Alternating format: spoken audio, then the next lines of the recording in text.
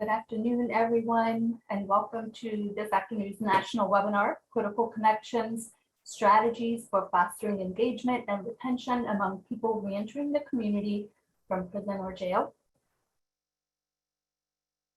I see a few more people filing in, so welcome. We'll give folks a moment to settle. Today's presentation is supported by SAMHSA's Game Center with the support of SAMHSA, which is the Substance Abuse and Mental Health Services Administration. And we have a great lineup of presenters today, and I look forward to introducing you to them in a moment. SAMHSA would like to welcome everyone to today's webinar on this very important topic of fostering engagement and retention among people reentering the community from prison or jail. The weeks following release from jail or prison are literally a matter of life and death for people with mental and substance use disorders. Multiple studies have documented high mortality rates for people transitioning to the community within 90 days of release, with mortality being highest within 2 weeks of release. We also have research that indicates high rates of hospitalization, emergency department usage within 90 days of release, with the highest rates of usage within 7 days of release. So we know that release can be an overwhelming event for people with behavioral health needs. They have multiple health and social needs in addition to having to navigate criminal justice agencies. So establishing a meaningful connection with individuals with behavioral health disorders is critical to their survival, continuity of treatment, long-term success in their recovery, and preventing further justice involvement. So SAMHSA is very pleased to present 3 programs with demonstrated success in engagement and retention of clients in treatment and services through engagement in treatment and services. Next slide, please. So I am Dr. Melissa Neal-Stein, and I'm joining you from sunny and warm Charlotte, North Carolina. And I'm a senior research associate at Policy Research Associates and SAMHSA's Game Center.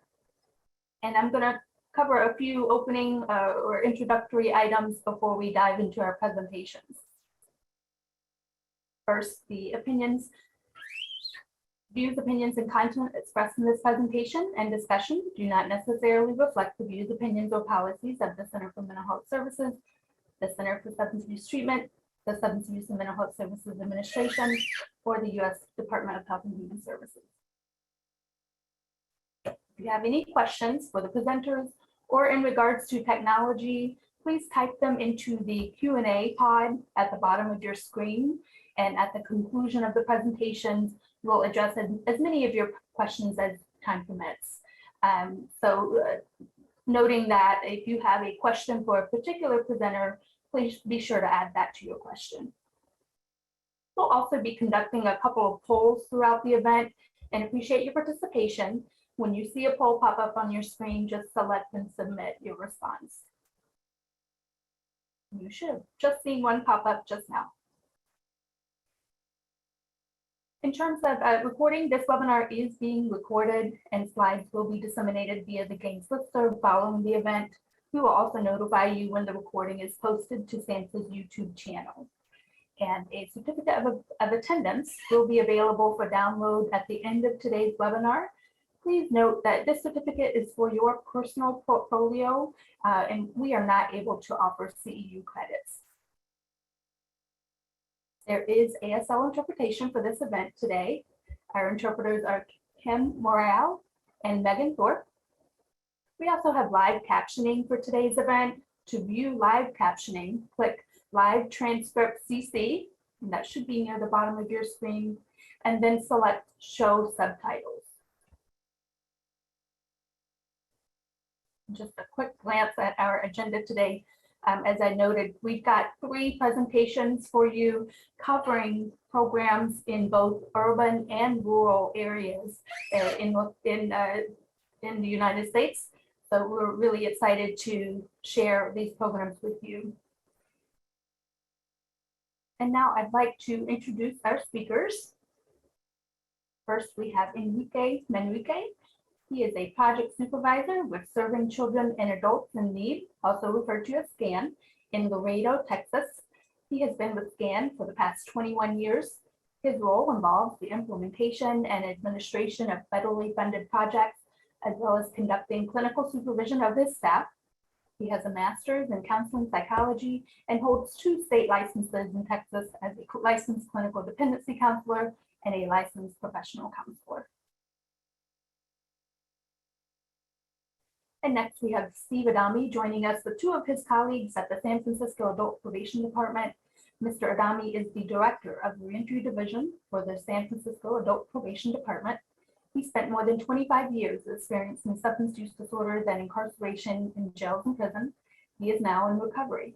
After being released from prison in December 2010, he earned a master's degree in public administration, and in 2014 was hired by the San Francisco Adult Probation Department as a reentry services coordinator.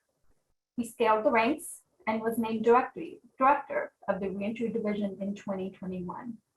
Over the past 8 years, he has implemented 40 reentry programs in San Francisco, including a behavioral health focused reentry center, a positive directions TRP Academy, the MENA Project, the Billie Holiday Center, and a pretrial pilot project.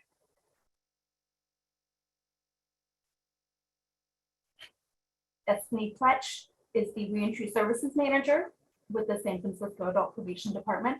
She has a bachelor's in criminal justice studies and a master's in public administration, where her work centered on reentry interventions and community-driven solutions. In her current role, Ms. Pletch focuses on the design, implementation, and monitoring of programs which support justice-involved people's transition from incarceration to the community. And Victoria Westbrook is the Reentry Policy Planner and the Women's Gender Responsive Coordinator at the San Francisco Adult Probation Department. After being released from prison in 2016, Mrs. Westbrook worked with a community-based organization advancing employment opportunities for justice-involved individuals. In 2019, she was hired by the San Francisco Adult Probation Department as the Women's Gender Responsive Coordinator. She became the department's reentry policy planner in 2020. She's currently pursuing a master's degree in counseling from Palo Alto University. And joining us from Anchorage, Alaska, we have Chet Atkins, who is the Learning and Development Specialist at Family Wellness Warriors, where he focuses his passion and years of experience in leading South Central Foundation's reentry from corrections efforts.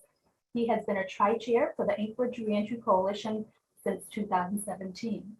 He began his career at South Central Foundation in Anchorage, Alaska in April 2015 as a Native Men's Wellness intern. Mr. Atkins grew up in his grandparents' village on the lower Kuskokwim in Fairbanks, Alaska. His first language is Yupik. Mr. Atkins is married, has 3 grown children, 9 grandchildren, and 4 great-grandchildren. He enjoys carving out ivory jewelry as his primary self-care activity.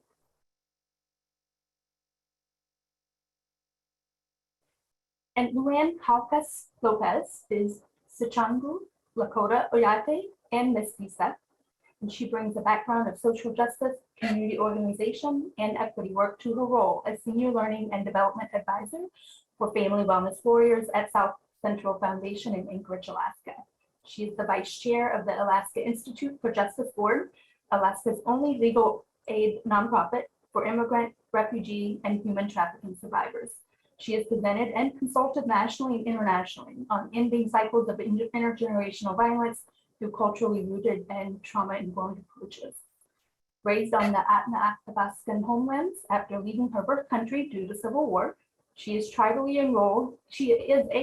enrolled member of the Rosebud Sioux, as well as indigenous to the mountains of Boyaca, Colombia.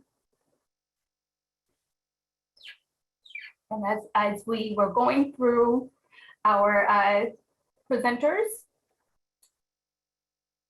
I just want to see if I can pull up the poll results from our opening poll, and we'll see who all has joined us for today. And I see many of you have also been popping your names and affiliations in the chat. So thank you so much for sharing your information. It's really great to learn more about who is with us. And thank you for participating in the polls. So it looks like we have about 50% of you joining from urban locations, and then a pretty even breakdown also joining from rural and suburban. So about 25% from rural and urban, suburban. In terms of organizations and agencies, a big welcome to our corrections, probation, and parole departments that have joined. About 28% of you are joining from those agencies. We have about 8% joining from crisis services, 10% from government policy, about 22% joining from community-based providers. I also see a sprinkling of folks coming in from academia, research, the judiciary, law enforcement, public health, etc. So thank you so much for being with us today and for putting your information in the chat. Without further ado, I'm going to turn it over to our first presenter, Mr. Enrique Manrique. Good afternoon. My name is Enrique Manrique. Thank you for allowing us this opportunity to present on our project, the Border Reentry Program. I am a project director with Serving Children and Adults in Need. As mentioned earlier, we're commonly known as SCAN. And there are a few things that I want to present to you before we begin.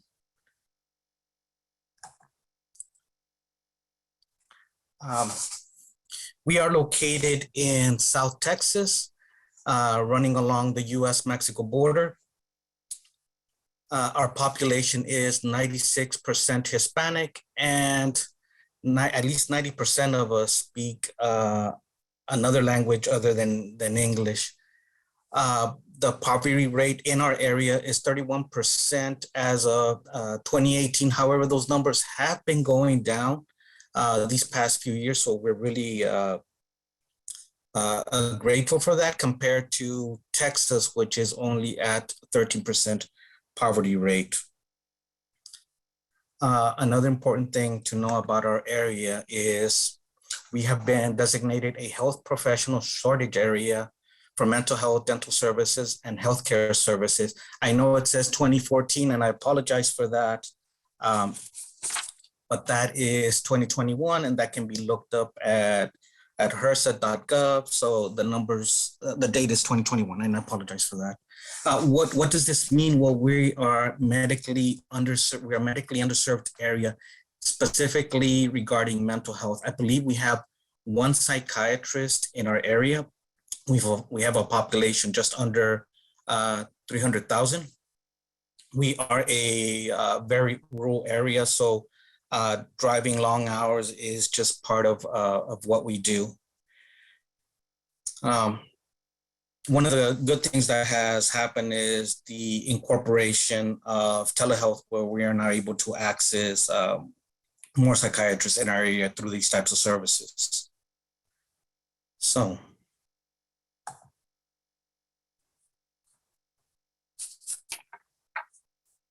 how do we foster engagement and retention among people entering our community from prisons and jails?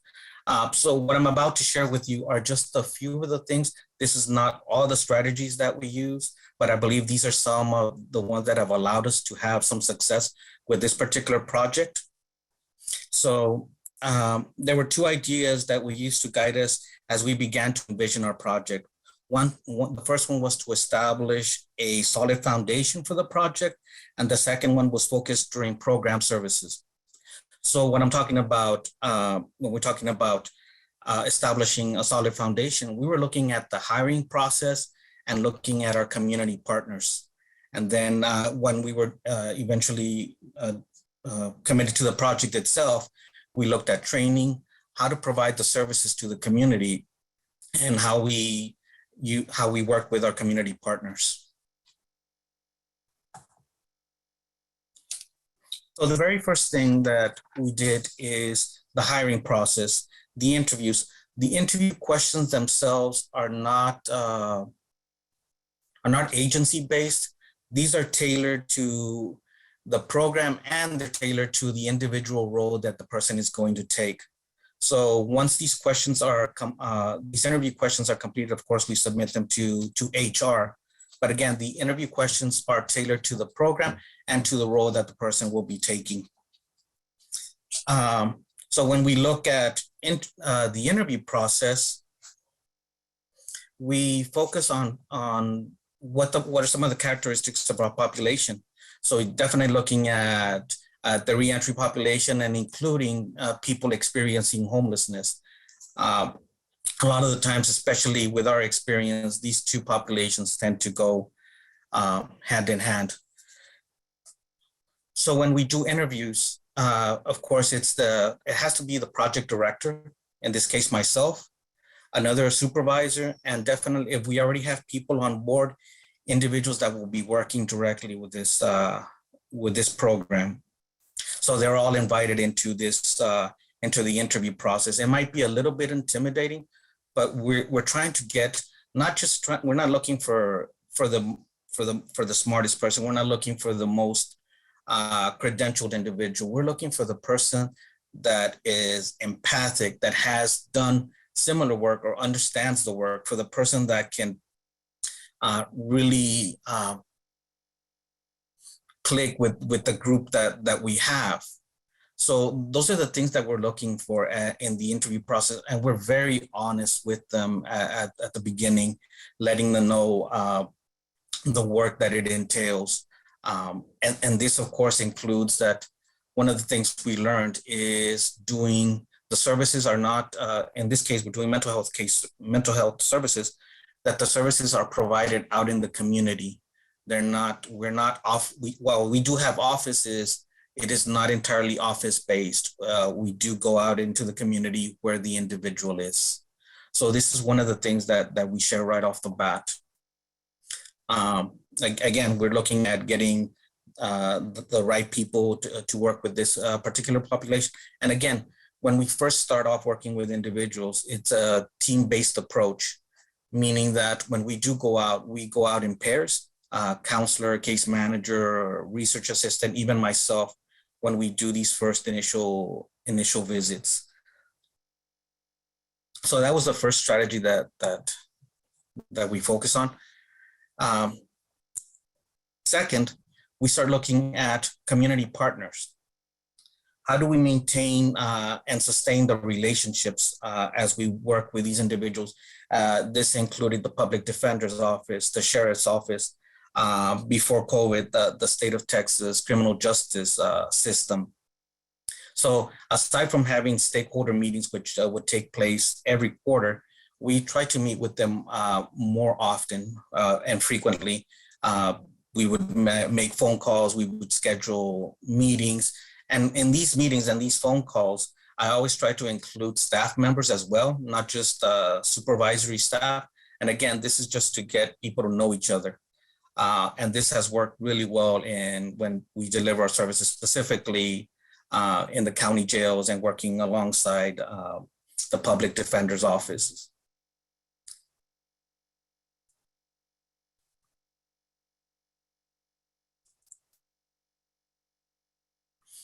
So I just want to make sure that I'm covering everything.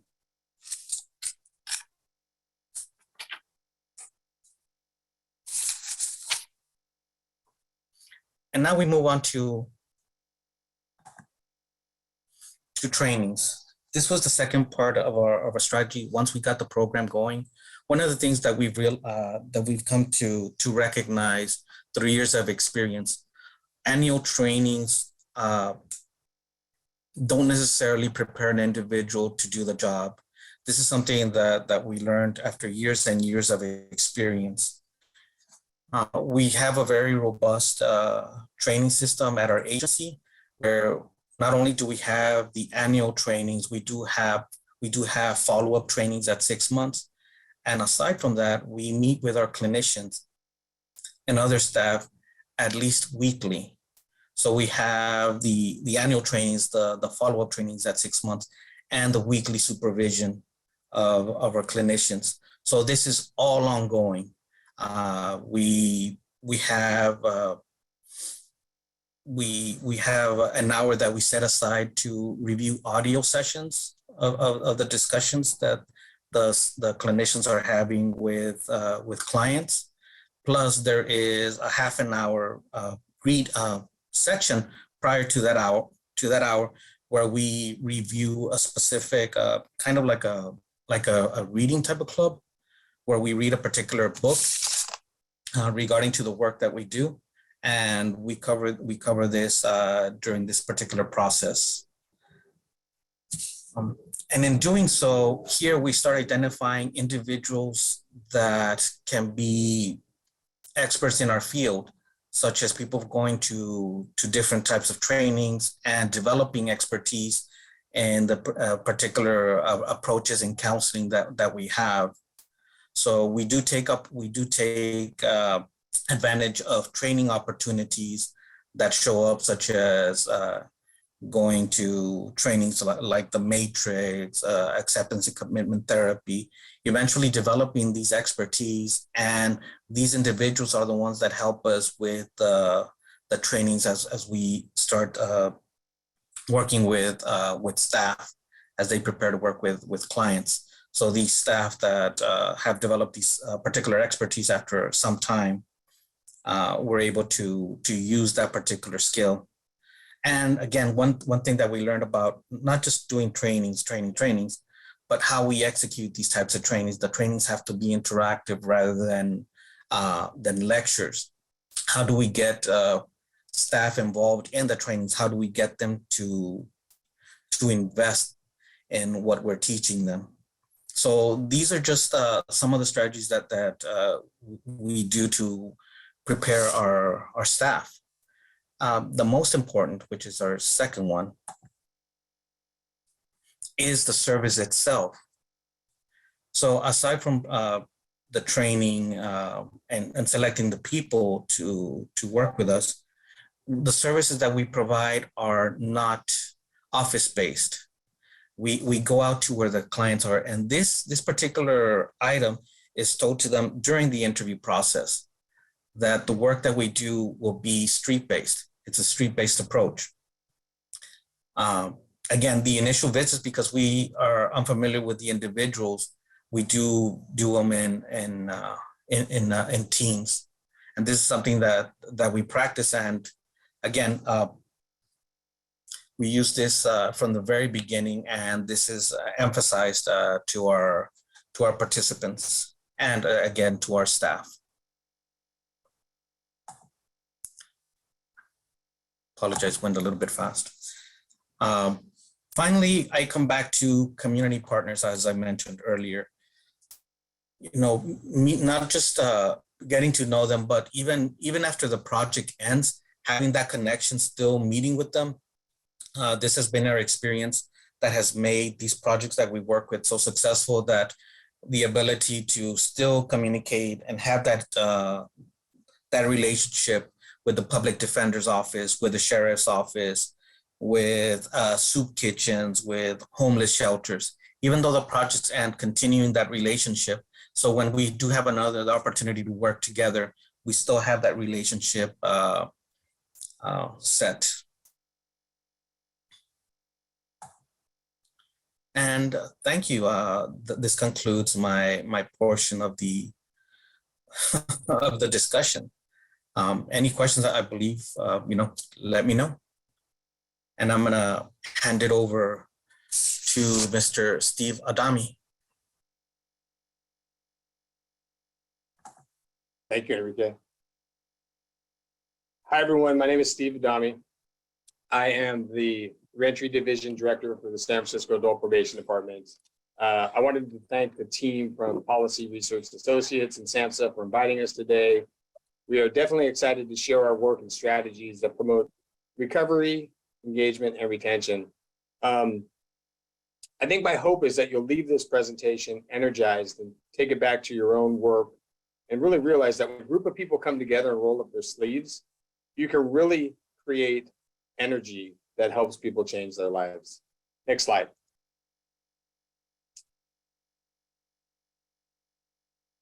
So in January of this year, Crystal Tulloch was appointed as our Chief Adult Probation Officer.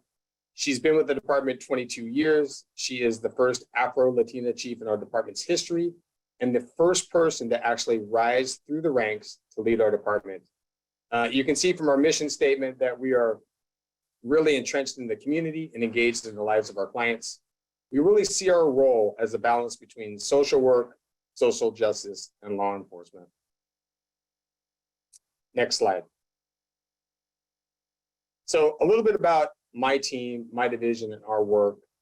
In 2011, in response to what was known then as Public Safety Realignment, Assembly Bill 109 in California, this team that I lead today was created as the first civilian division of reentry services within a probation department in California. And we have three primary roles. So first, we manage a portfolio of approximately $18 million in reentry and rehabilitative services. We manage operations of San Francisco's Reentry Council and Community Corrections Partnership. And as Victoria, during Victoria's bio, was mentioned that she was hired to design and implement a platform of services to improve outcomes for cis and trans women. Across all our 50+ programs in fiscal year 2021, we served around 2,600 unduplicated adults. Next slide.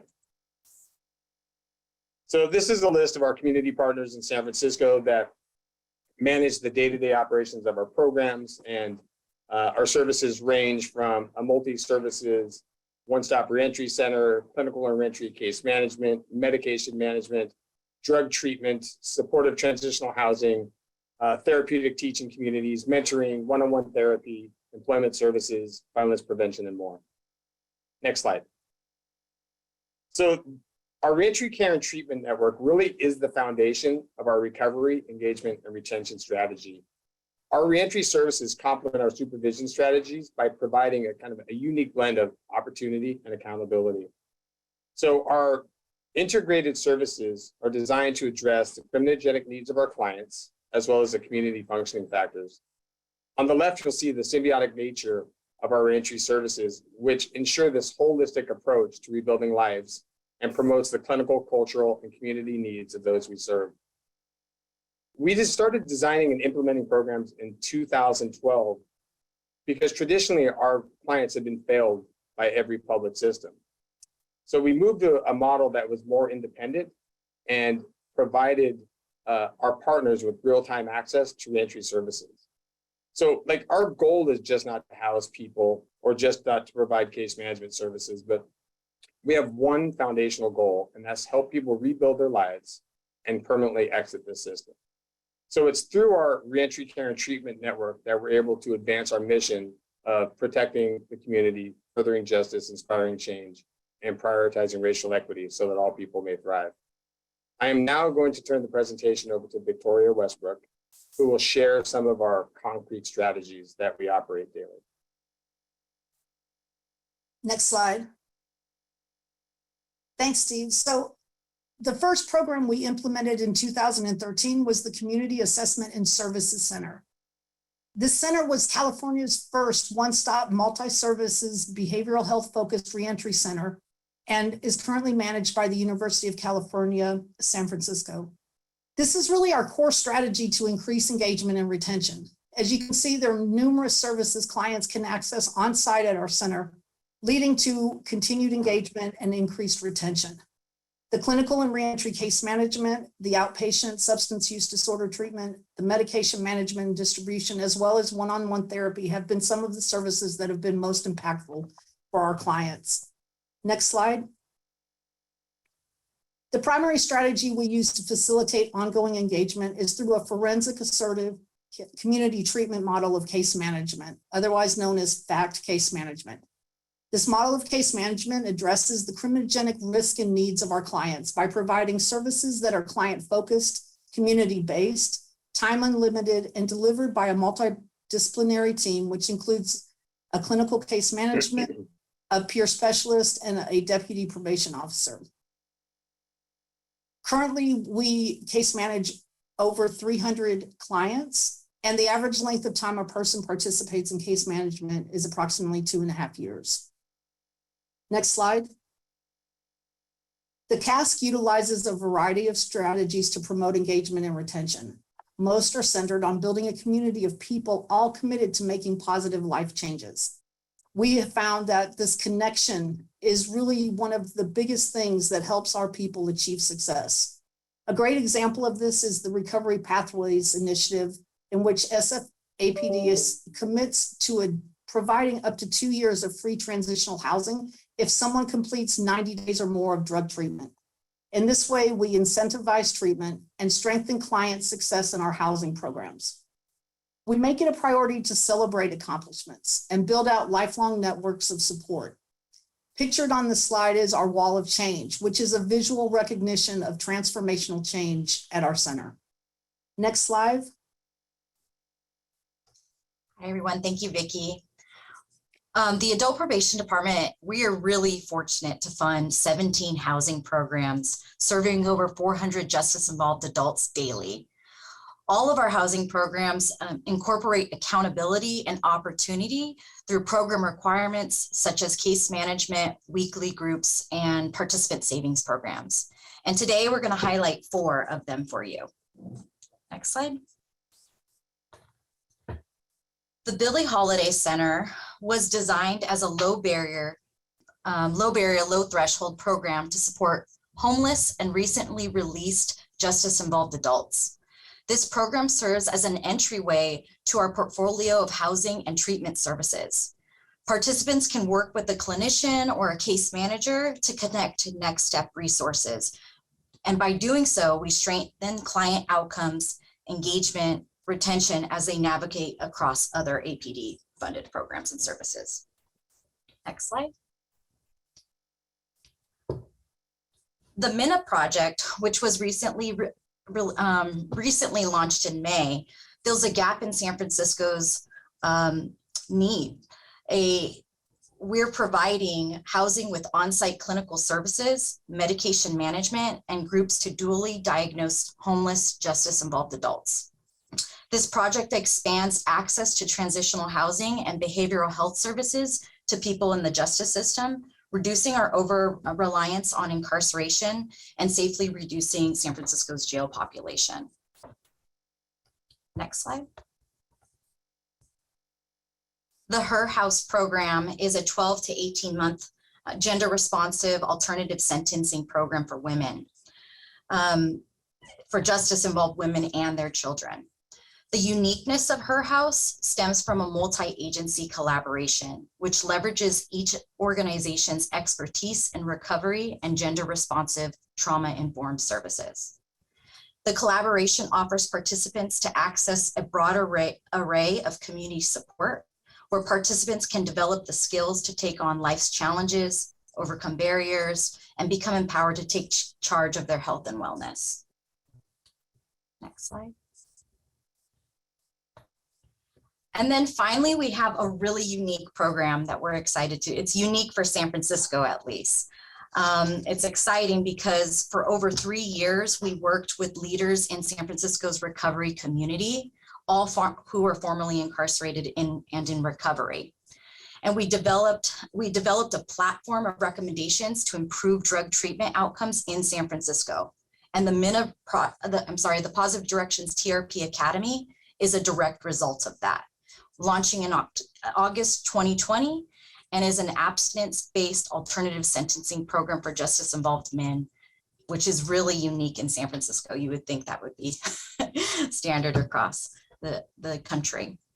This intensive therapeutic teaching community is 90 days, and after completing the first phase, participants in the reentry phase of the program have an additional 90 days to gain employment, enroll in school, start saving, and build out their aftercare networks. The last phase is transitional housing, which is 18 months. So people can stay for a total of 2 years in housing and rebuild their lives after incarceration. And I'm going to hand it over to Steve. Next slide. Thank you, Destiny. I think one of the interesting components of this presentation and our work is that we are kind of woven in to the community for multiple factors. One, our sworn staff are very representative of the folks we serve. Across the board, I think our department's demographics are 36% African-American, 28% Latin, 18% white, 14% Asian. So we're very duplicative of the folks that we actually serve. And then on my team, there's a couple of us who have actually been to prison and struggled for decades. And my team actually designed all these programs. So the programs that Destiny just talked about, that we actually worked with members of the community to execute on things that they felt would help people kind of permanently exit the system. So I'm just going to go over some quick data, and I will drop some links in the chat later. We're finishing up our data for the year. So this is just some of it. So this is an analysis of some of the stuff that took place at the CASC. So our overall investment, again, was around $18 million last year, which was approximately 36% of our budget. So our chief's priorities speak volumes of how she spends our money, right? So she invests in the success of our clients by providing real-time access to services. We funded 60 reentry programs in San Francisco. Last year, our programs received a total of 3,000 referrals and served 2,600 justice involved adults. Our case management providers at our reentry center had 410 clients participating in clinical and reentry case management. 41%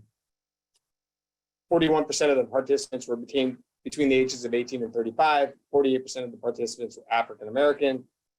80% of the participants identified as male, 17% female, and over 80% of the case management participants had identified behavioral health needs, were unstably housed, and in need of some income support at time of enrollment. Next slide. The bottom of the image on the left, so through our FACT model of case management, the specialty mental health team includes a case manager, therapist, psychiatric provider, substance use specialist, peer specialist, and employment specialist. The top 4 diagnoses of our clients were psychotic disorders, mood disorders, and trauma and anxiety disorders. 91 participants completed probation. Another 18 graduated from the collaborative courts. But before I turn this presentation back over to Destiny and Victoria, I want to share some other data points across our program. So last year, we funded 17 highly structured transitional housing programs. We housed 868 justice involved adults, reduced homelessness by 79,000 bed nights. Across all of our housing programs, participants saved $470,000, completed over 1,200 housing applications, and 132 were placed into permanent or supportive housing. Our employment programs placed 304 justice involved adults in jobs in San Francisco, and we invested over $53,000 removing barriers to employment.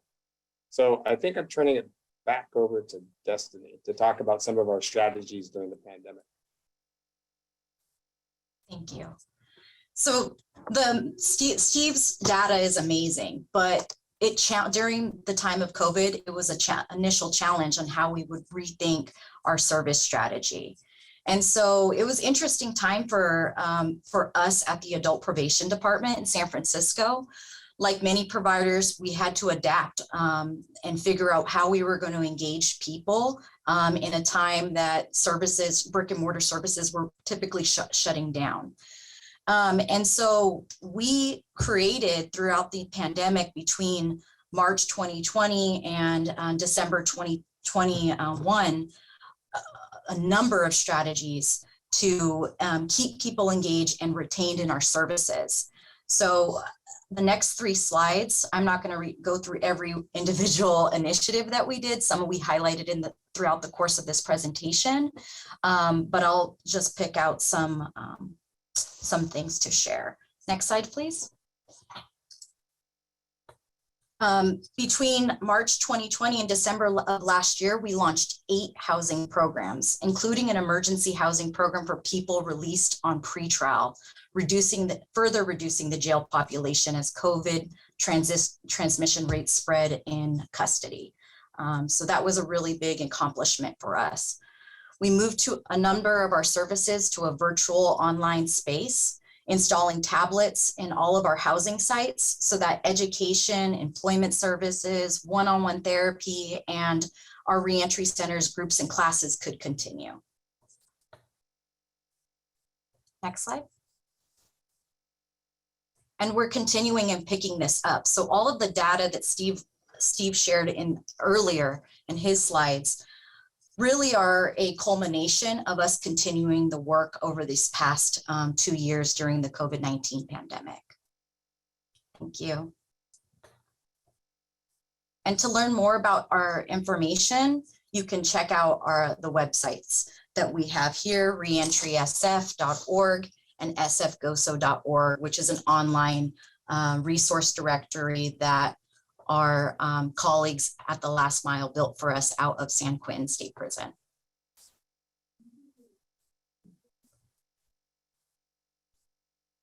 Thank you.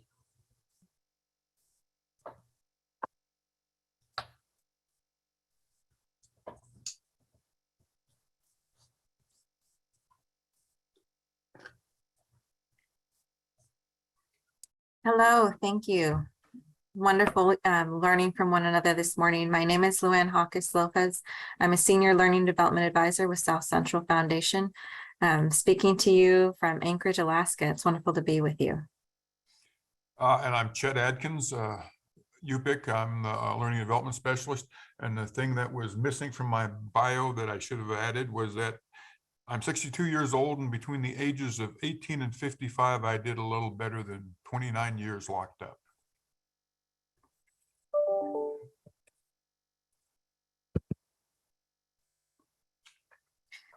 So South Central Foundation has a vision of a Native community that enjoys physical, mental, emotional, and spiritual wellness. As whole people, we heal in a holistic way. And our mission is working together with the Native community to achieve wellness through health and related services. Now, in 1975, Alaska Native people chose to compact with the federal government and chose to assume responsibility for their own health care. Working with the federal government and working with other tribes together. As a result, we have this healthcare campus that you see. We are one department of a greater relationally based healthcare system, based in culture, based in relationship. And this is tribal self-determination in action. We are healing ourselves. Our goal as a department, Family Wellness Warriors, is returning to the strengths and values of Alaska Native and Native American culture to build healing relationships, community connection, and resiliency to trauma. We are peer-led. We are culturally rooted. We believe that our foundational healing comes by returning to our culture. We also have a Dena'ina Athabascan name that speaks to that. And I'm going to let Chet share about that. As I said, I spent my first 5 years living with my grandparents. It's given me a real strong connection with my cultural roots. I'd visit every year. And the things that I learned there was that the importance of service, that service to our elders and our community was our highest calling. The most important thing I remember, though, as a child in the village is I was taught with encouragement, not fear. In the process of getting my life in order, I didn't have to learn anything new. What I needed to do was return to the values of my grandparents, what they taught me as a child. And primarily that was that as a community, we have to come together to overcome our difficulties, endure tragedy. That everyone is important, everyone has value and a unique purpose, and that we all have obligations. We have to help, nurture, support, and respect each other. Now, Nuiju is a Dena'ina word giving honor to our roots as the first people of our land. It carries with it the idea that returning to our true selves. And in traditional wisdom, our true self is who the Creator intended us to be, rather than who we've chosen to be in response to the pressures of life. Nuiju encompasses the values of our grandparents and ancestors to heal us and to bring us onto the right path.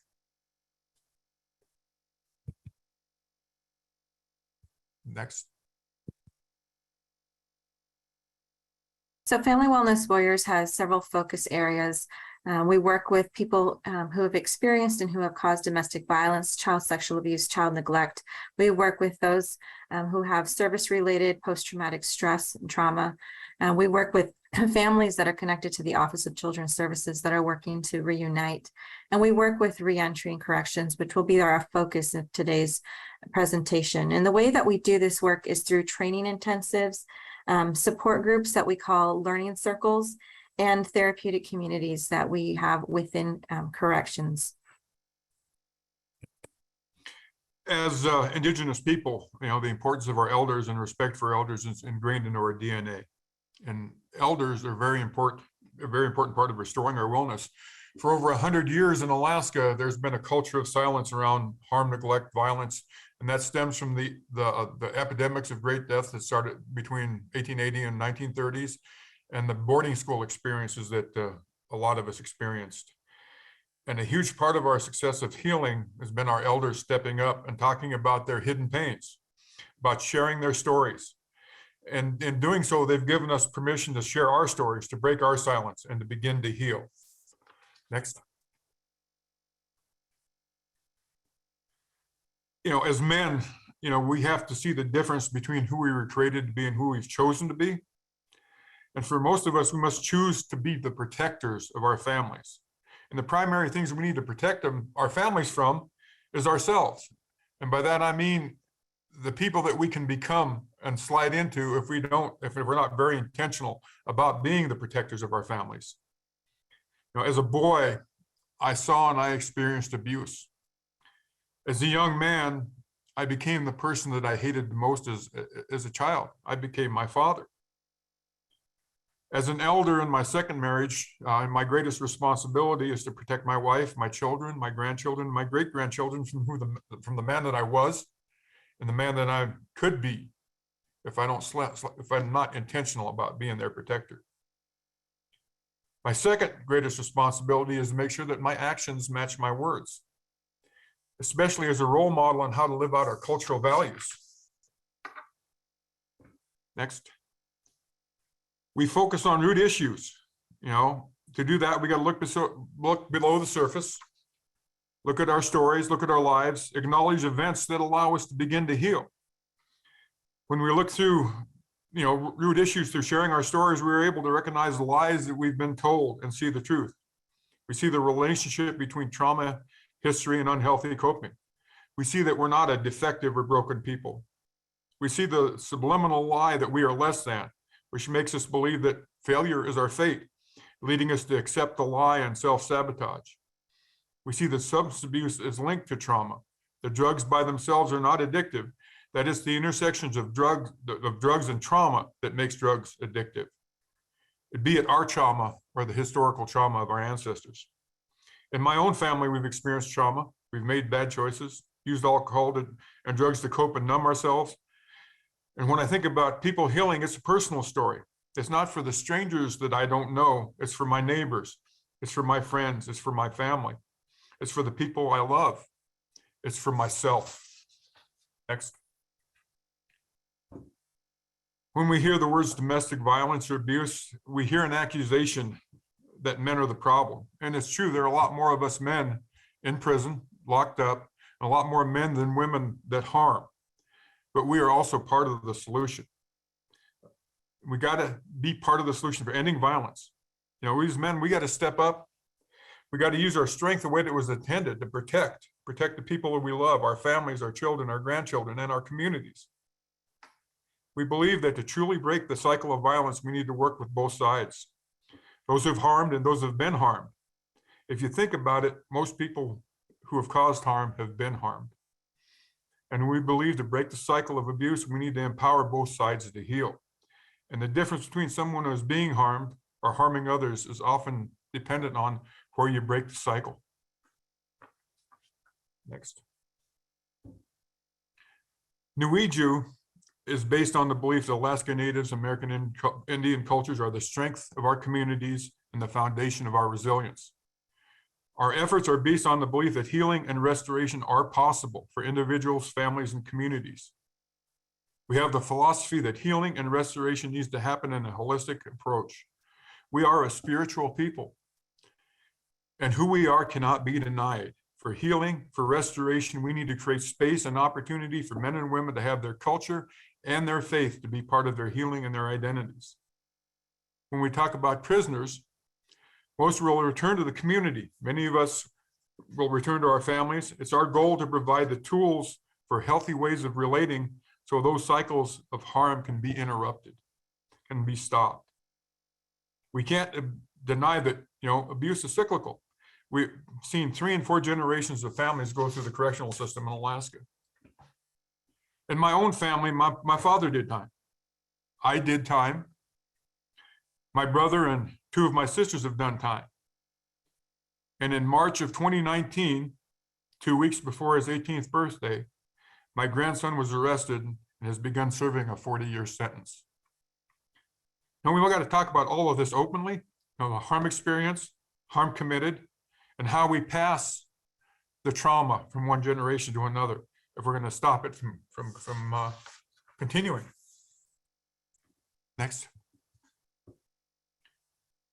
Our communities within prisons are called the Nuiju Healing Place, literally the returning to ourselves healing place.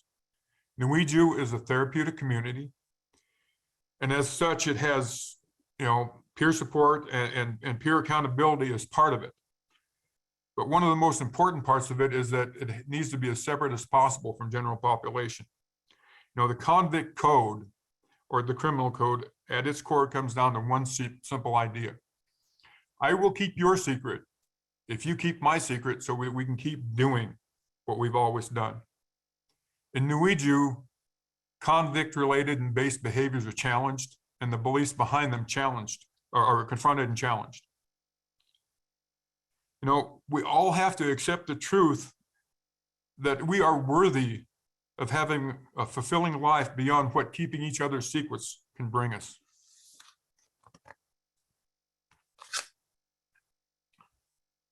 In order to find that truth, the community provides a safe place to examine our lives, tell our stories, identify the lies that we've accepted.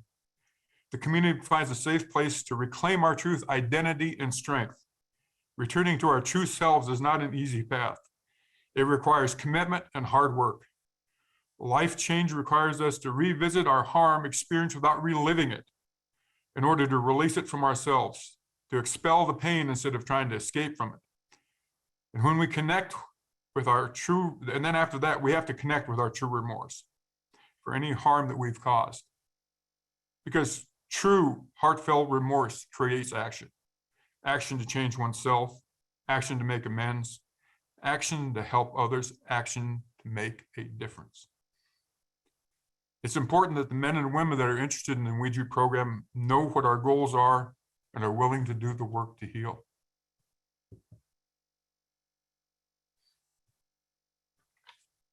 So the Nuiju Healing Place is a 12-month residential programming in both men's and women's facilities. It's culturally rooted and trauma-informed. As Chet said, we operate from the premise that everyone has a story behind their eyes, that I carry forward cycles of harm that were taught to me by ways that I was harmed. And I bring that forward, maybe in different ways to a different extent, but I too cause harm.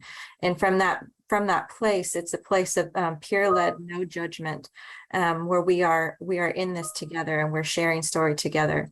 There's a comprehensive interview process. We have to ensure that the people that are entering the program, they're ready for this type of deep work over the next year. And success requires full commitment and accountability from participants. We have seen tremendous program outcomes. I saw a question in the chat regarding sex offenders. Sex offenders are involved in the therapeutic communities. They are involved in our reentry efforts as well. 51% decrease in trauma symptomology and a nearly 9% increase in spiritual well-being and cultural connectedness. Again, we consider connection to culture, connection to our true selves as core to how we heal. And in Alaska, recidivism rates are 66%, and therapeutic community graduates have a recidivism rate of 33%.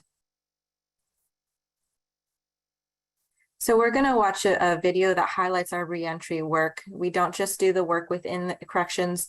We believe that reentry work begins the moment you enter a facility. So we don't just do the work within facilities, within corrections, but we also carry that forward with people reentering our communities. And this video highlights some of that work. It was done by Reimagine Anchorage, focusing on our reentry work, where we are co-located downtown with members of our reentry coalition here locally.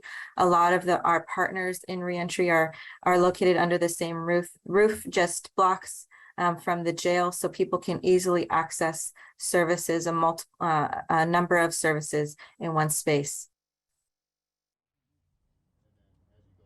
One of the things that really doesn't happen, or people really don't realize about the process of coming back into the free world, is if you've been locked up for any length of time, you just don't feel like you belong in the free world anymore. That's something that I went through. I did 28 years. I got out in April of 2015. End of April, I got a job as a learning circle associate. Especially the men don't want to admit that, you know, they're having trouble. When I got out, you know, first time I went to church, I spent my whole service standing against the wall because there was just too much going on. The anxiety about getting on a bus, about using a cell phone. When I was locked up, the internet didn't exist. Like this, because this tail is what we're going to use, and I don't have a good enough tail there. I wasn't feeling like I fit in out here or belonged out here, or I deserved to be out here. It doesn't matter who's coming in the door, whether they're a beneficiary or not. If they're in that situation and they need that, we're going to do our best to provide that for them. If it hadn't been for Rick McCafferty, manager with the South Central Foundation Native Men's Wellness Program at the time, and Sandy Bowling was the manager of Learning Circles. If it wasn't for their support and walking me through a lot of things that I was going through, I would have failed. I would have gone back. I was actually one of those people that seriously considered going back to prison, not because I was doing anything wrong, but because I just didn't feel like I fit out in the free world anymore. When I was getting my life back in order, one of the primary things that guided me was getting back in touch with those values that I was taught as a young child. That's what we're trying to do here, is to get back to our original traditional values. Everybody needs to give them that opportunity to get back to, who they were meant to be. We do our best to support people.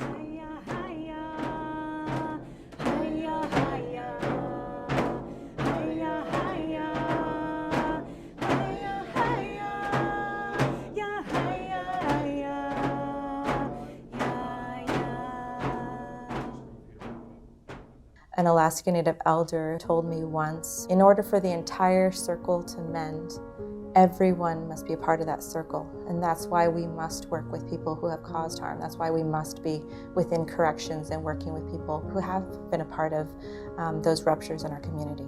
Our focus is in interrupting and ending cycles of trauma through focusing and returning to the strengths of Alaska Native people. The program started in a living room with Alaska Native elders leader getting together and say, we need to do something about child sexual abuse. We need to do something about that. And then going into the community and asking, what is it that you want to focus on? Being started by Alaska Native elders has been so key, because our elders have given us permission by first sharing their stories. I remember the first time I came into a space and elders stood up and shared their stories, particularly men, shared their stories vulnerably of how they had been harmed and how they caused harm. And I wept, because I had never heard men, as someone who had been harmed by men, I had never heard men own the depth of the pain they had caused. And to be a part of that was transformational. I've really seen some really awesome and beautiful connections made. And being able to share that in a healthy, safe space, I mean, it's profound. Indigenous men need to heal.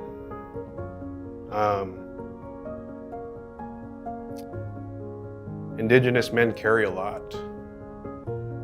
And I would like to see more Indigenous men come through these spaces, share their stories, be honest, be vulnerable, feel loved and cared for, because they are, and when they come to these spaces, that's what happens. I worked with this young man that came into the program, and he was fearful. He had tried to stop his girlfriend from driving drunk, and so there was some altercations, and he got arrested, and so he had to live through a lot of different trials and tribulations. And we just kept supporting him. I said, pick a career path. Go, choose where you're going to go. And yesterday he sent me his degree. He's a paramedic today. For me, I was ready to make those changes. I was ready to be vulnerable. I was ready to want a full life, to not walk that journey alone. You do that together. You don't do it alone. Nobody can do this alone. You hear these statistics. You hear violence against women, violence against children, suicide rates, all of those things. You hear how Alaska leads in those, how Indigenous people lead in those. That's something that we hear constantly. To be a part of a department, a program, as an Indigenous person who is bringing solution, and we are healing ourselves and healing our people and healing the generations that are to come. It's powerful. And it makes me so proud. It makes me so proud of the work of Family Wellness and the work of South Central Foundation.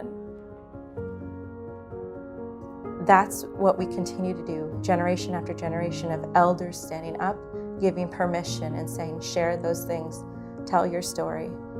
Not the story that you wished you had, but the life you experienced, all those formative experiences. It's going to be safe here. It's going to be accepted here.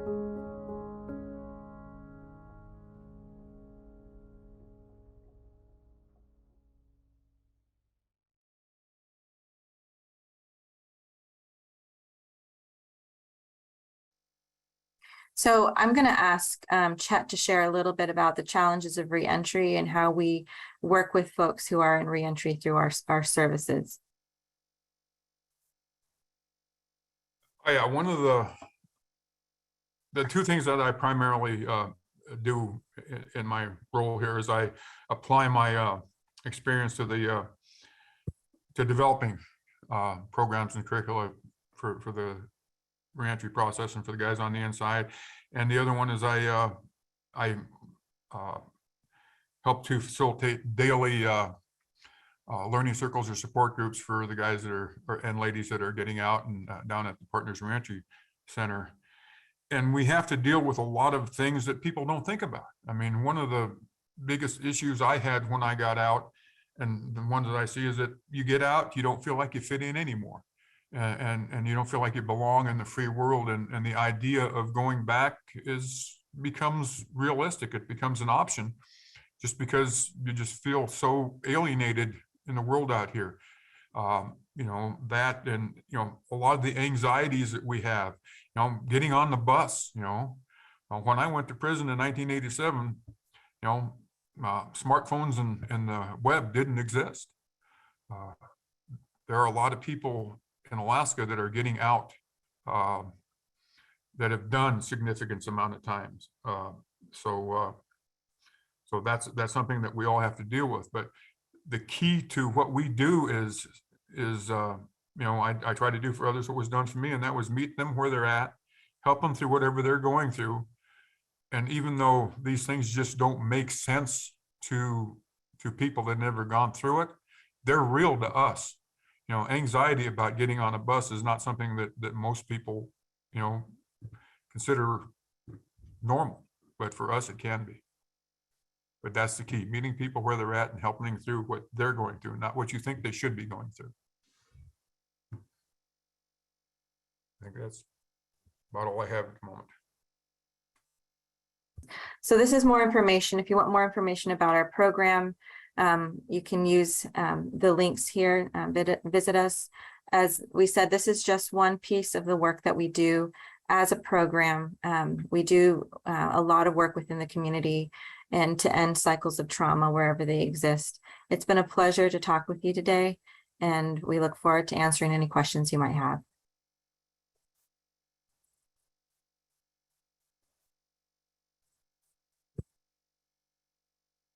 Okay, thank you so much. And we do have lots of questions that have popped up, and very robust conversation in the chat. So thank you to all of our participants who have been engaging with us and again, thank you to our presenters for sharing about your programs. And we've got a little bit of time to go through some questions. So for those of you who have dropped questions, we're going to work through as many of them as we can.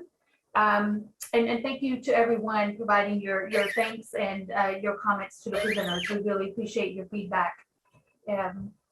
So first of all, I just want to circle back to our first presenter, Mr. Manuke. And there were a couple of questions about your program.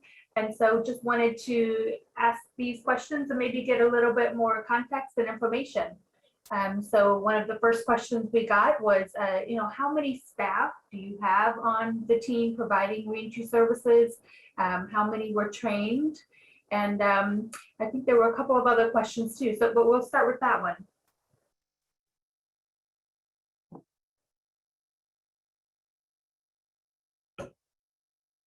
Sorry about that. Definitely, our project started off with 6 staff. This included people from Reentry. I apologize, I'm sorry.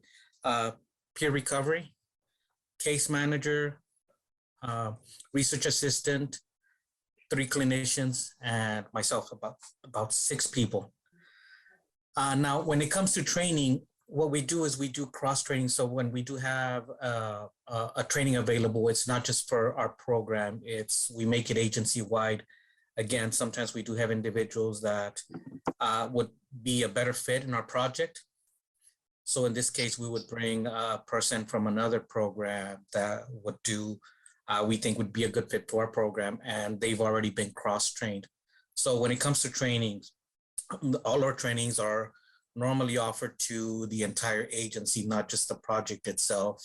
So this is one of the ways we take advantage of the funds, especially when we get fairly funded programs. Does that make sense? Yes. And would you just share a little bit more context about your program, just about how many people do you serve each year? How are you referred people? Just a little more background.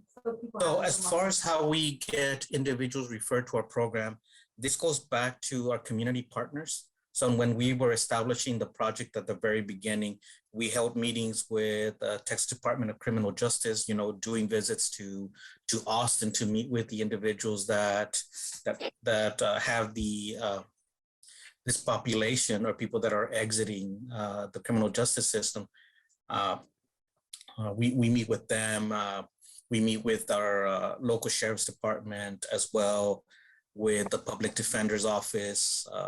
So we have all these meetings that set up initially, and these are the community partners that we continue to interact with throughout the beginning of the program, during the program, and even after we may end the program. These are the relationships that we continue to foster. The thing about this is that these are referral sources. So the better our relationship with these community resources, it's easier to get more referrals.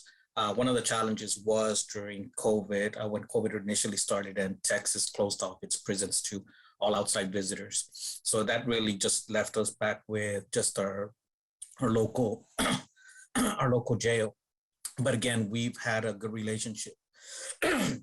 We've had a good relationship with our sheriff's department, and that allowed us to work together with them, and of course the public defender's office, where we identified individuals that met the criteria for our project to be referred to us. Thank you for that. And I think that one of the highlights of the presentation that you provided is that you're located in a rural location. You serve people that live in rural areas. So I think it's helpful for others to hear what kind of programming can exist in rural locations and be such high quality. So could you provide we are a rural area, but we're not that big. So like I said, we're less than 300,000 people. Again, going back to our community resources, our community partners, this way we're able to interact with the people that are exiting the criminal justice systems. So we know where they live, and we're talking about personal relationships here that oh, we know that this person might be from this particular area out in the outskirts of our city, where the sheriff's department patrol units might be able to guide us better. Individuals going to the soup kitchens where we have this particular connection. As a matter of fact, you know, they do have an annual meeting at this particular agency called Bethany House. We normally participate with them, these are just little things that help us keep us connected to these organizations. So when we have to travel, again, we'll do it in teams, specifically going to areas where there might not be a lot of individuals, so that might be a little bit more secluded. So driving out there is pretty common for us. And again, having those partnerships within the community and the local services within those areas, such as recreation centers where they might congregate, employment offices, things like that. So we do extend our invitations pretty out there. And I see that the being in a rural location makes that street-based approach all the more important, because I know so many of our partners across the country really struggle with people getting to services, getting to the agency. So just having that street-based approach, I would imagine, is helping with that transportation. Yes, this originally started with a homeless people with a homeless project back in 2008. We were very limited in our experience, and but we did get a lot of knowledge working with that particular population. And now this is one of our strong suits as we continue to work with individuals that are experiencing homelessness. So a lot of the lessons that we learned through that initial phase of working with that group has allowed us to modify at least a lot of the projects that we oversee, where we try not to be office-based as much, because we need to be out there where the people are. You know, going out to the soup kitchen, going out, doing groups, doing counseling services from the shelters, you know, having a collaboration with them where they're, even though their space is very limited, them allowing us a little room where we can operate from, because the people are already there. You know, having the relationship with parole, having that relationship with the district public defender's office, the sheriff's department, again, you know, having those opportunities and locations. Well, thank you for that. So there's a question about funding, and so I'm going to start with you, Enrique, and then I'm going to move to our other presenters. So folks are always interested in learning, how do you get your program funded? And maybe that's one funding source, maybe it's a blend. But so Enrique, we'll start with you. How do you all fund this program? So there are a couple sources of funding. Of course, the biggest one is the federal grant, but we are always on the lookout for anything within the state or even locally. I will share this. The city of Laredo did put out some funding opportunities for individuals experiencing homelessness, and it doesn't, what it does, this type of funding allows us to provide housing to individuals that are about to be homeless or people that are homeless already. So this applies to our reentry population, individuals that are coming out that don't know where they're gonna spend the night once they get released. And it's in a whole entire application process. It does take about maybe 3 weeks to complete. So it does, while the individual is in process of exiting the incarceration, you know, we're getting ready to do this element on with them, this through this particular funding source. So again, this is through the city that allows us to do housing, either to prevent homelessness or to rapid rehousing. So those are the opportunities that we keep an eye out for. So again, anything with the state, looking at federal grants as well. So, and sometimes when we can't keep them at that level, we will do a smaller version of the program, trying to keep the same services that we have. So. Okay, thank you for that. And Steve, I know you already answered this in the Q&A, but if you would just elaborate on that, sure, that'd be great. So in San Francisco or in California, state funds are received through Senate Bill 678, which was the Community Corrections Incentive Act, as well as Assembly Bill 109, which is Public Safety Realignment. In San Francisco, that's all passed through as general fund dollars. So there are two funding mechanisms from the state as well as local money. In our situation, it's still all passed through as general fund dollars. And then we have one program that's funded by the Bureau of Justice Assistance. It's a small mental health program, but otherwise just general fund dollars. Thank you. And Chet or Luann, how do you all fund your program, the Warrior? I'm sorry, and I did want to just clarify that some folks weren't making that connection, the Family Wellness Warrior program. How do you all fund that? Yeah, so we have various grants and third-party revenue contracts that we do. We do some replication work of the work that we do in other places as well. So yeah, I would say there's a lot of grant funding. The video that I did place in the chat, that was produced by Reimagine Anchorage, and we received funding from the alcohol tax that our municipality has to continue this work within the community. And so the video that I put in the chat there is shows the work that we were able to expand and continue due to that funding. Thank you for that.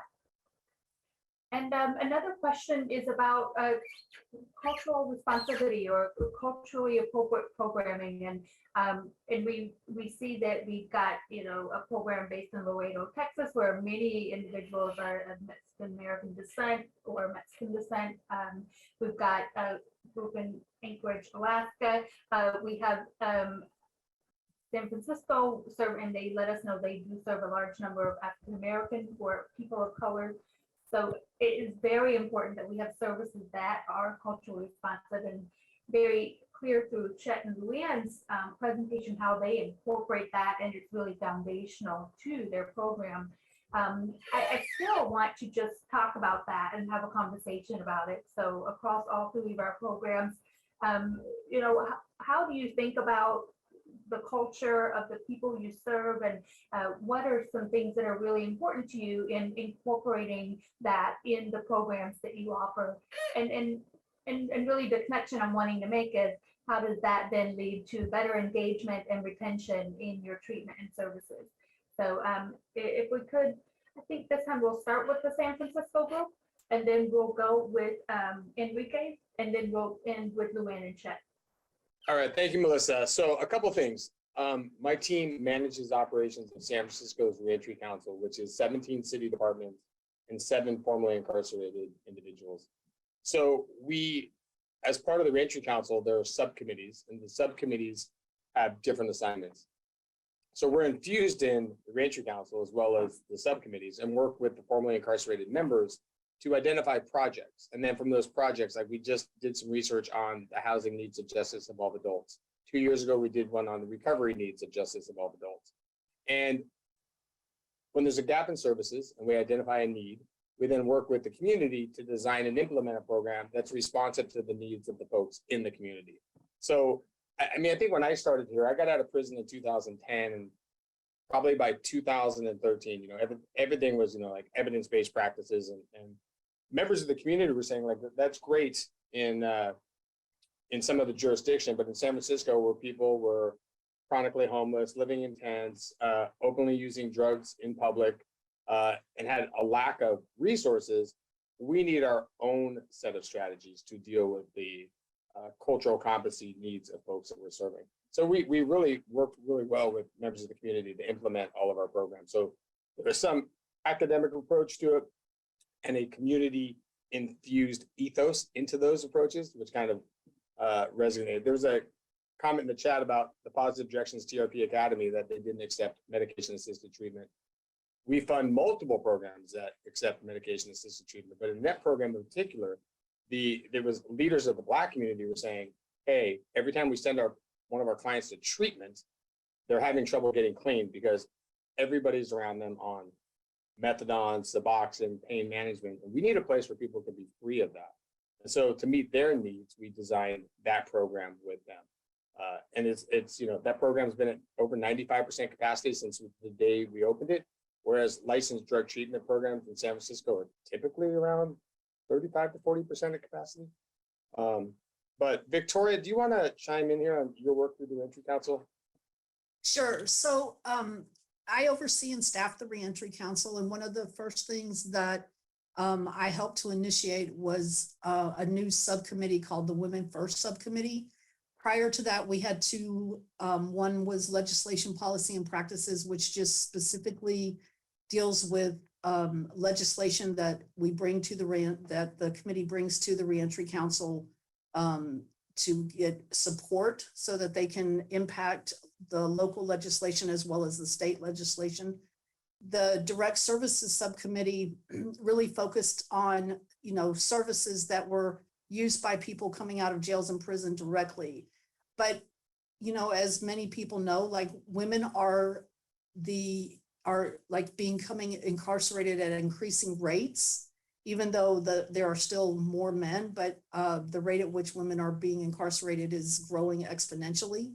And they have specific needs and barriers that aren't really addressed in some of the more traditional types of programming and stuff. And so that's why we formed the Women First Subcommittee, just to deal specifically with issues facing formerly incarcerated cis and trans women. Thank you for that. And so, Enrique, I wanted to go to you next. How do you and your organization think about the culture of the people you're serving to make sure that you are accommodating their values and priorities and hopefully engaging them and helping that retention? So aside from, trainings regarding cultural adaptation, one of the things to know about our area is, again, 96% Hispanic. So all the clinicians, all the staff resembles the same characteristics of the population that we're serving. Most of us are bilingual, Hispanic, going through the same challenges, stemming from poverty, lack of services in our community. So we have that experience to relate with the individuals that we work with.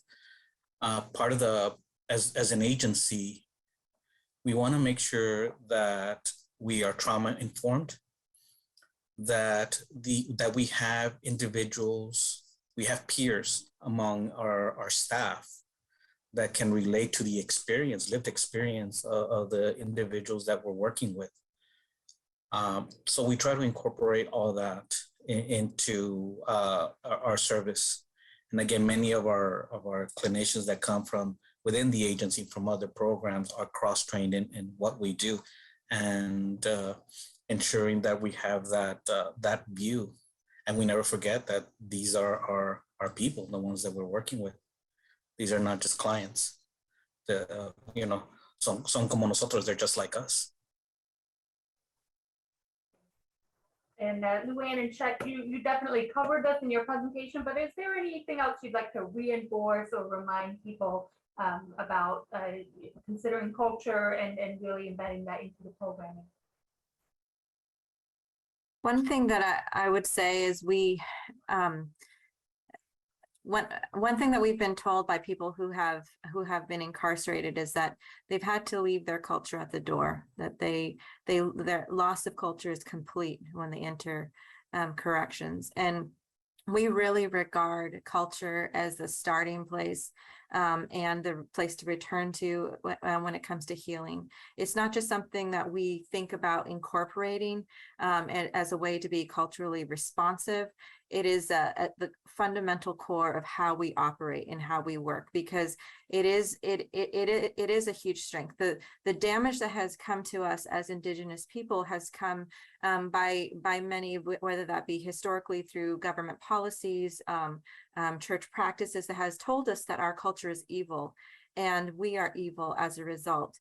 And so what we grow up with generationally is this belief that there's something fundamentally broken and bad about us. And so for us to return to and embrace our culture as no, it is good, it is beautiful, is the core of our healing, is a powerful part of reversing historical traumas and reversing the impact of traumas that we carry forward. I am not evil, therefore I am not bad. I do bad things, but I am not at my core bad. And that is something that we have been taught and have to reject.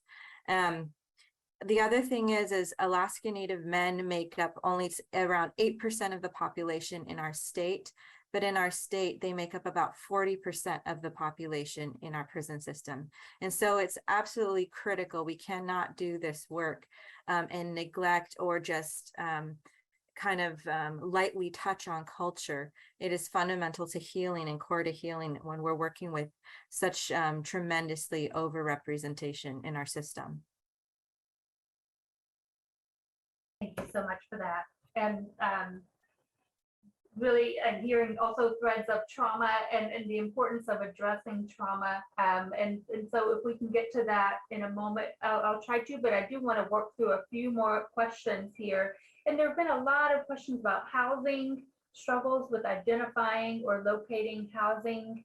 So I do want to just circle around to all of our presenters and say, is there anything else, any other tips or strategies you want to share around, how do you help your participants locate or access housing, as that is such a common challenge across all of our communities. So Luann, I'm going to start with you and Chet first this time, and then we'll circle back around in the opposite direction for this round of questions. Luann. So I don't want to, Chet, are you still on this call? I am, but I have to go down to facilitate group. Oh, okay. I apologize. I'm sorry, Melissa, could you restate the last part again? Just any strategies or tips around housing and maybe some approaches that people can think about in terms of building partnership or identifying housing opportunities for program participants.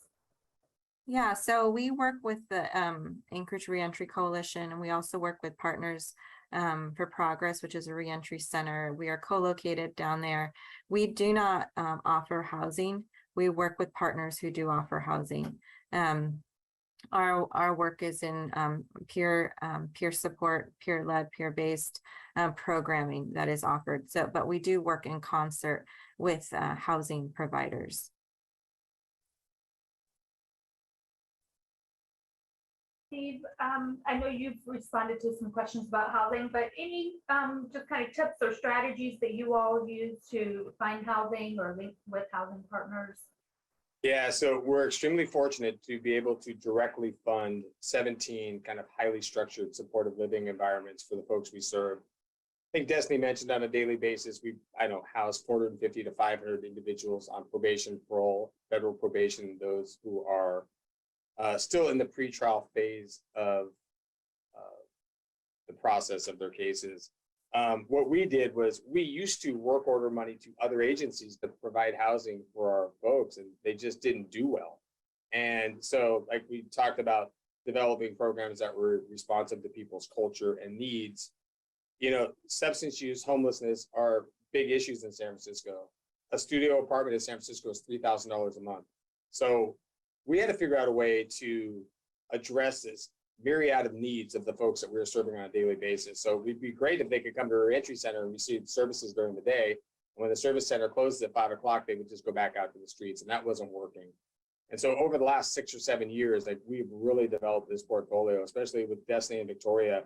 And when I talk about hands-on design, like actually going in there and working with building owners, in our programs, the city didn't invest a single dollar in, we didn't ask them to. It wasn't that they refused to. We didn't need them to. That the owners of the sites that our partners master leased with actually went in and remodeled buildings for us. And you can see from some of the pictures, we just opened the Minna project. It's 75 units. All the units have private bathrooms. There's 4,300 square feet of conference space. There's 2 dining rooms. We didn't pay for any of it. The owner paid for it. It's part of a master lease agreement. And the conditions in which our clients live, I would live. And I think that's kind of the threshold we use. If I wouldn't sleep there, I sure as hell wouldn't want anybody else to sleep there. And I dropped a link somewhere in the chat, and I put another one of just some of the pictures of our sites in San Francisco. And I would encourage anybody that's going to be in San Francisco, contact us. We will take you on this tour. It is absolutely amazing. When people feel better about where they're living, they're more engaged in services, they're more prone to stay engaged in services, and it really provides a pathway out of the situation they're in. I don't know if Destiny, you want to chime in? Destiny oversees all of our housing programs, and maybe she could give a little bit better insight. Yeah, just to build on what Steve mentioned, all of our housing programs, I heard in the thread, they're led by our community partners, right? And they've built out some of them, they've had their buildings in their possession or they rented. And in some cases, as Steve mentioned, we've had a relationship working with owners to master lease. Very common in San Francisco is SROs or single room occupancy hotels. So that's where a lot of our programs are located. So when you hear 75 people in one building, that is pretty the norm in San Francisco. And we've been really fortunate to build out this portfolio in this way so that it's a partnership between, our community providers, the business owner, and our clients ultimately benefit. So I don't know if there's any specific questions regarding housing, but we're really fortunate. Thank you for touching on that, because I think that there are a lot of communities that struggle to build those relationships with landlords, but having a relationship where landlords feel supported and they don't feel like they're just being left with a property that, perhaps there might be some damage that occurs and there's no support. So having some of those partnerships can help alleviate some of those concerns that we find in many cases never materialize, but it just helps to have that partnership up front. And we can roll in with you. Any tips or strategies regarding housing, developing partnerships with housing partners, or initially our project is providing mental health services. However, we were fortunate enough to be granted funds from the city through a grant that we applied for housing. So this is a unique experience. This is not something very, very common in our area. So this has allowed us the opportunity to provide rapid rehousing or prevent homelessness. So one of the things that we've had to do is, like I said earlier, this application process takes a while. So we meet with the landlords. We do explain who our population is, and give them direct access to myself as far as if any issues do come up that they can reach out to us. Of course, there's a contract. We do have consents in place. So now it is very, very time consuming, as we do have a lot of landlords that will tell us no, but the few that do, we talk with them. We encourage them to attend our stakeholder meetings, or even just meeting with us, explaining a little bit about what we do, and if anything does show up, how we can work on it, make amends. So we are very upfront with the individuals that we work with, specifically when it comes to this particular grant that we have that helps us provide housing for individuals who are homeless or about to be homeless. Excellent. Thank you. All right, so we are at the end of our time. You have seen Ashley drop in the chat. Ashley Sabatino dropped the document for the certificate of participation or certificate of attendance. And if that is useful for you, feel free to download it. You have to click on it and download it directly to your computer. We also have a closing poll popped up to participate if you would like. And I just want to extend a heartfelt thank you to all of our presenters and the work that they're doing in their communities.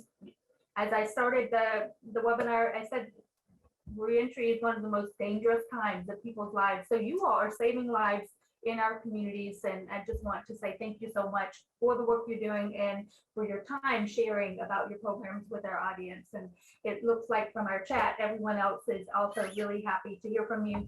And so thanks so much for your time and sharing your expertise with us today. If there is any interest in contacting us further, there's some contact information. The Gaines Center's information is located at the bottom of the slide. And we will share the recording of this webinar once it's posted to SAMHSA's YouTube channel. So make sure you have signed up for the Gaines Center. Just go to the Gaines Center webpage there, and you can sign up for our newsletter, which will update you when the recording is posted. We will also share slides via the Gaines listserv. So again, make sure you're signed up for it. Thank you again, and I hope you all have the wonderful rest of your day. Bye-bye.